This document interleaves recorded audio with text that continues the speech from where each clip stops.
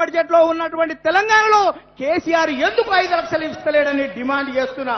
ఇవాళ ఈ సందర్భంగా చూస్తే ఇవాళ టీఆర్ఎస్ నాయకులు ఎన్నిక ఉంది చెప్పి రైతుల కాడికి వచ్చి మీరు టీఆర్ఎస్ కోటేయుండ్రి రైతులంతా పెరుగన్నం తిని అరుగు మీద వండుకోవచ్చు అని చెప్పిర్రు.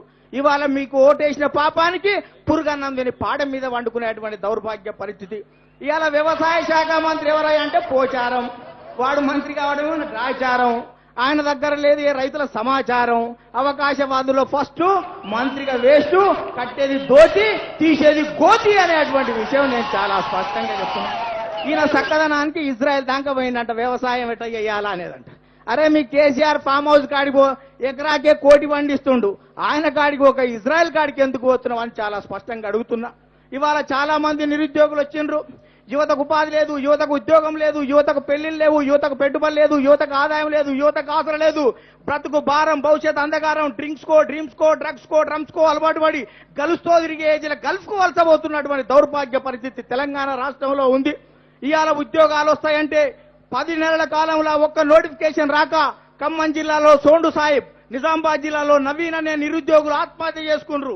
ఇంటికో ఉద్యోగం వస్తుందని చెప్పిన కేసీఆర్ కనీసం ఊరికొక ఉద్యోగం అయినా ఇవ్వలేదు. నీ కుటుంబంలో మాత్రం 4 ఉద్యోగాలు. ఆయన ముఖ్యమంత్రి, మల్లుడు మంత్రి, కొడుకు మంత్రి, కూతురు ఎంపీ. జర ముసల్ది లేస్తలేదు కానీ లేస్తే రాజ్యసభకో లోక్సభకో పంపుదామనేటువంటి పరిస్థితి ఉంది. అరే 3 లక్షల మంది సీమాంధ్ర ఉద్యోగులు అక్రమంగా తెలంగాణలో ఉన్నారు. మన రాష్ట్రం వస్తే వాళ్ళు వెళ్ళిపోతారు బిడ్డ. వాళ్ళ ఉద్యోగాలన్నీ మీకే అంటివి. ఒంటే పెదవులకు నాకు ఆశపడ్డట్టు మేము ఆశపడినవి. ఇవాళ ఆ ఆంధ్ర ఉద్యోగుల వివరాల కోసం హరీష్ రావు వార్ రూమ్ పెట్టిండు. ఆ వార్ రూమ్ ఎక్కడ పోయిందో, చోర్ రూమ్ ఎక్కడ పోయిందో ఇప్పటిదాకా వివరాలు లేవు. ఇవాళ తెలంగాణలో నిరుద్యోగులు పట్టా చేత పట్టుకొని పొట్టకుటి కోసం తిరుగుతున్నారు. ఇవాళ కొలువుల కోసం కాళ్ళైనా పట్టుకుంటాం, రాళ్ళైనా పట్టుకుంటాం అనేటువంటి పరిస్థితి.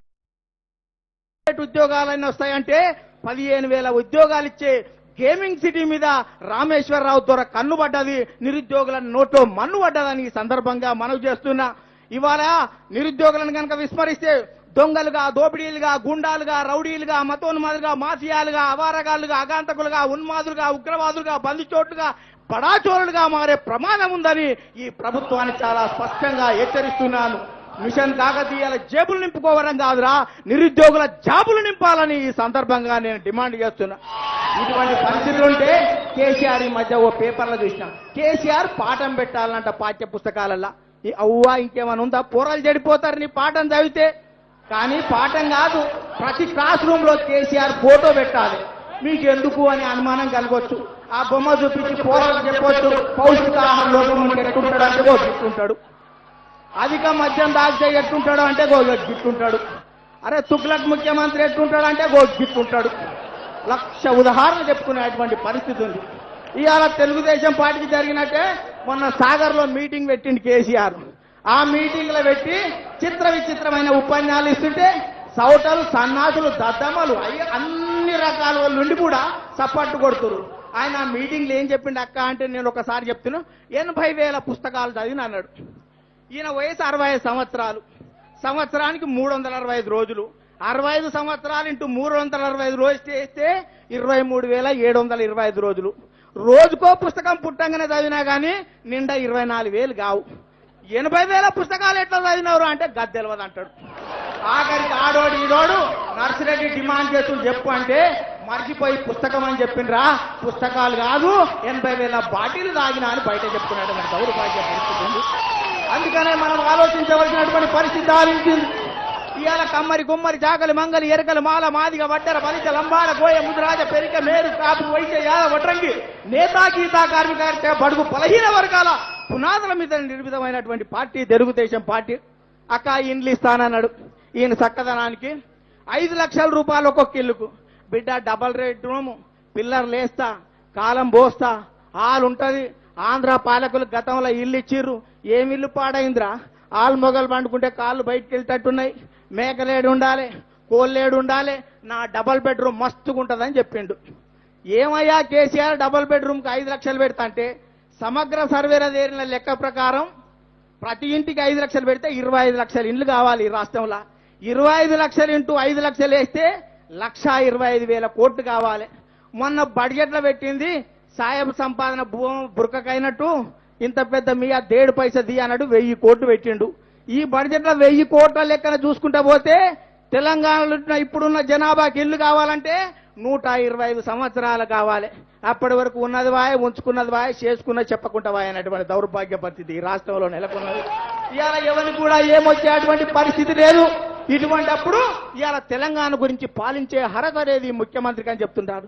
గతంలో చెప్పిండు, గలగల పారే గోదావరిని చూస్తే నా కడుపు తరక్కపోతుంది, కాలడ్డం పెడితే తెలంగాణ సస్యశ్యామలం అన్నాడు. ముఖ్యమంత్రి అయిన తర్వాత ఏళ్ళు కూడా ఎందుకు అడ్డం పెడితే కేసీఆర్ ప్రశ్నిస్తున్నా. ఈ మధ్య కేసీఆర్ అంటే జోడేఘాటుకు పోయిండు ఆదిలాబాద్కు. హెలికాప్టర్ల కేసీఆర్ తిరుగుతుంటే జనమంతా పోయి చెప్పులు చేతులు పట్టుకున్నారంట. మొగోళ్ళు పాయింట్లు పైకి చెప్పుకురు, మా అక్కలు చింగులు పైకి చెప్పుకురు. హెలికాప్టర్ల కేసీఆర్ తిరుగుతున్నాడు. ఓ రిపోర్టర్ పోయి అడిగిండంట, చెప్పులు ఎందుకు చేతులు పట్టుకున్నారు మీరు అంటే చెప్పిండంట. కేసీఆర్ గోదావరిలో కాళ్ళు పెడితే నీళ్లు వస్తాయి అన్నాడు. ఆయన దిగుతున్నాడు, పుసుక్కున గోదావరిలో కాళ్ళు పెడితే నీళ్లు వస్తే నా చెప్పులు పాయింట్ తట్టుతాయి కాబట్టి అందుకనే పైకి చెప్పుకున్నా అనేటువంటి పరిస్థితి ఉంది. ఆడు కాలు పెట్టాడు, ఏలు పెట్టాడు నాయన అనేటువంటి పరిస్థితి మనకు చాలా స్పష్టంగా అర్థమవుతుందని ఈ సందర్భంగా మనం చేస్తున్నా. ఇవాళ మనమంతా ఆలోచించవలసినటువంటి సమయం ఆసన్నమైంది. ప్రజాస్వామ్యాన్ని కూనీ చేసేటువంటి పరిస్థితి ఉంది. ఇవాళ కవితమ్మ గురించి ఆలోచిస్తే మొన్న చెప్తుంది, బక్కపల్స నాయన మా నాయన తెలంగాణ తెచ్చిందంట.